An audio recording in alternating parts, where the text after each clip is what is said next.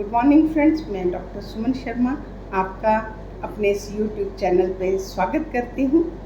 मैं आज आपके साथ शेयर करूँगी कि इरिटेबल बाउल सिंड्रोम जो हमारी गट की डिस्कम्फर्ट है, जो हमारे गट में प्रॉब्लम पैदा करता है, कभी हमें मरोड़ देता है, कभी पेट में दर्द होता है, कभी हमें डायरिया होता है, कभी हमें कॉन्स्टिपेशन होती है।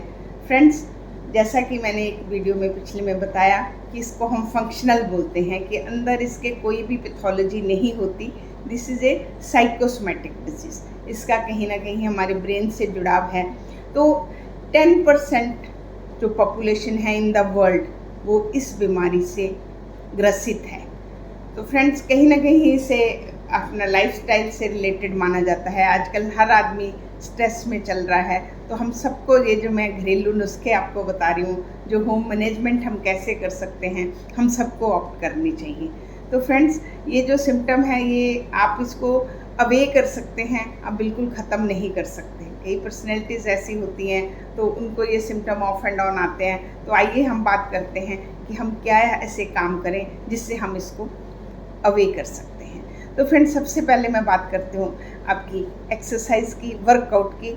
उसमें मैं वॉक से शुरू करती हूँ। आप कोशिश करें 30 minute in a day walk करें। अगर आप अकेले नहीं कर सकते, आप फ्रेंड्स के साथ वॉक करें।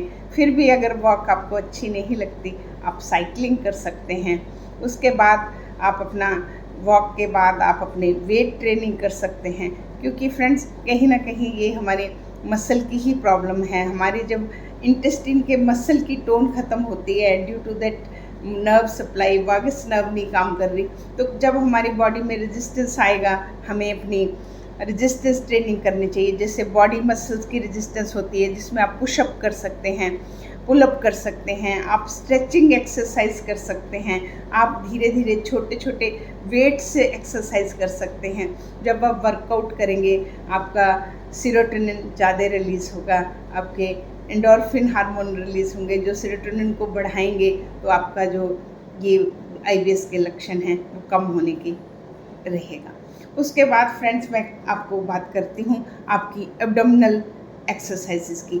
फ्रेंड्स, ये जो है इसमें माना हमने कि इंटेस्टाइन के मसल की टोन ख़त्म होती है, तो हमें कुछ ऐसी एक्सरसाइज करनी चाहिए जिससे हमारे पेट के मसल जो हैं, जो इंटेस्टाइन के मसल जो हैं, स्मूथ मसल जिसे हम बोलते हैं, उनकी एक्टिविटी सक्रिय हों। तो उसके लिए मैं आपको एब्डोमिनल एक्सरसाइज में जितनी हमारी डीप ब्रीदिंग एक्सरसाइजेस हैं, जहाँ आप डायफ्राम हमारा ये चेस्ट के ऊपर, इसे हम डायफ्राम बोलते हैं, तो इसकी जो एक्सरसाइज हैं, इसमें आप नाक के थ्रू 4 सेकंड में सांस अंदर लें और उसको 2 सेकंड उसको रोक के पेट को फुलाएं और बाद में मुंह के थ्रू 4 सेकंड्स में बाहर निकालें। तो इस एक्सरसाइज से हमारे जो इंटेस्टाइन के मसल हैं वो भी टोन अप होते हैं। उसके बाद फ्रेंड्स, मैं बात करती हूँ, एक प्राणायाम है हमारे योगा में जिसे हम भ्रामरी प्राणायाम बोलते हैं।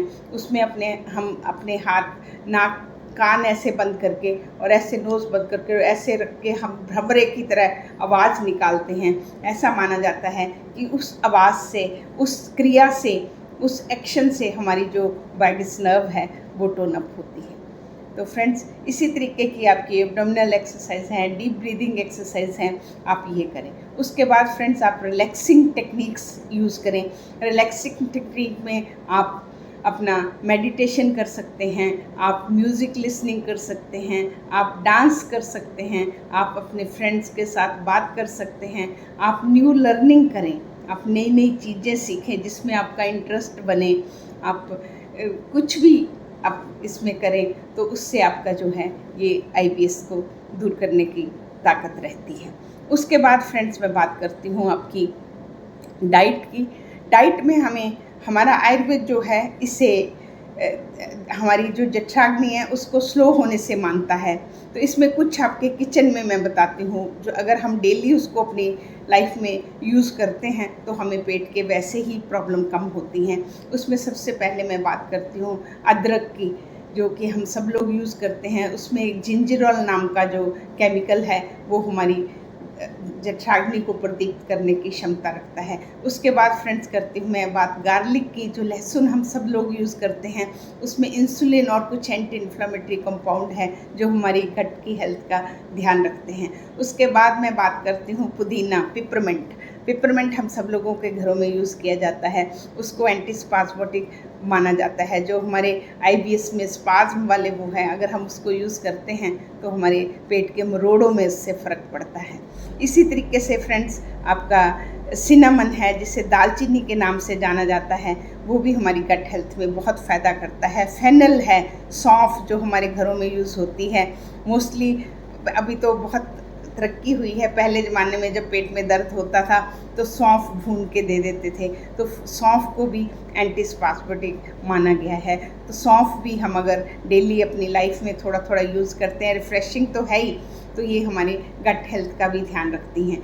एलोवेरा है फ्रेंड्स। ऐसे छोटी छोटी चीज़ें हैं, अगर हम इनको डेली रूटीन में यूज़ करते हैं तो ये हमें हमारी गट हेल्थ को अच्छा रखती हैं। उसके बाद बात करती हूँ मैं प्रोबायोटिक की। फ्रेंड्स, जितने हमारे प्रोबायोटिक फूड हैं वो हमारी गट हेल्थ के लिए अच्छे होते हैं। अगर हम उनको यूज़ करते हैं तो हमारे IBS के लक्षण कम रह सकते हैं। उसके बाद फ्रेंड्स मैं फाइबर की बात करती हूँ।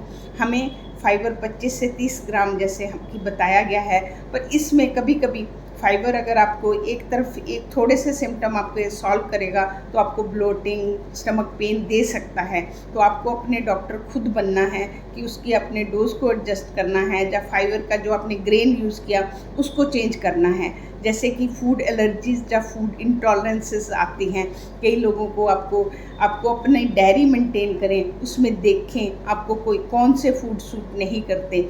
जैसे कई लोगों को लैक्टोज इंटॉलरेंस है, जितने डेयरी प्रोडक्ट्स हैं उनसे उनको एलर्जी होती है, उनको वो अवॉइड करने चाहिए। कुछ लोगों को ग्लूटेन से एलर्जी होती है। हमारे आयुर्वेद में ग्लूटेन को भारी माना गया, जो गेहूँ है भारी माना गया। जिनको पेट की प्रॉब्लम होती है उन्हें आयुर्वेद में भी ग्लूटेन मना किया गया। और आजकल जो ग्लूटेन की एलर्जी, जो सीलिएक डिजीज़ है, बहुत कॉमन हो गई है।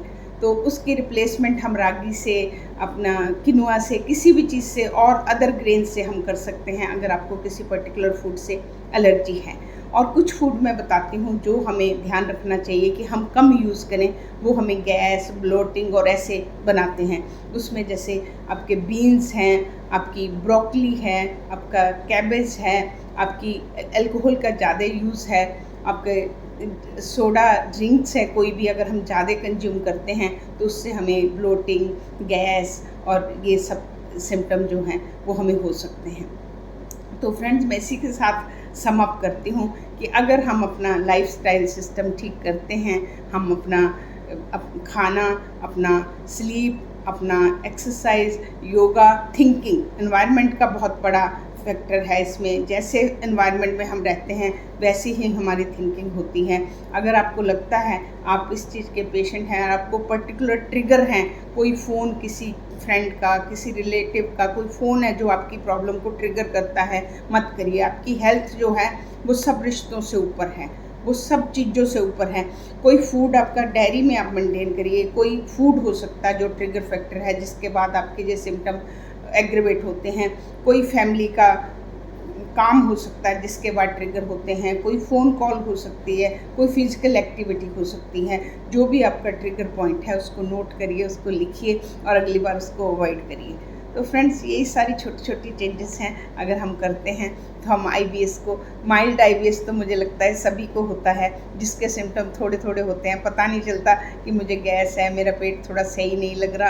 तो माइल्ड तो सबको होता है और 10% तो सीवियर वाले पेशेंट हैं। और फिर भी इतना करने के बाद अगर आप ठीक नहीं होते तो आप एक बार अपनी फैमिली सपोर्ट लें और उसके बाद आप अपने एप्रोप्रिएट डॉक्टर से ज़रूर बात करें कि मैं खुद तो एफर्ट कर रहा हूँ, मैं नहीं ठीक हो पा रहा, मुझे आपकी हेल्प चाहिए। तो इस तरीके से फ्रेंड्स हम इससे लड़ सकते हैं। मेनली फ्रेंड्स अवेयरनेस है और कुछ नहीं है। अगर हम अवेयर होंगे, हम खुद भी अपने लिए करेंगे, हम दूसरों को भी बताएंगे, तो जो IBS इतनी बुरी तरह से बढ़ रहा है उसको हम चेक कर सकते हैं। इसी के साथ मैं आपसे विदा लेती हूँ। हेल्प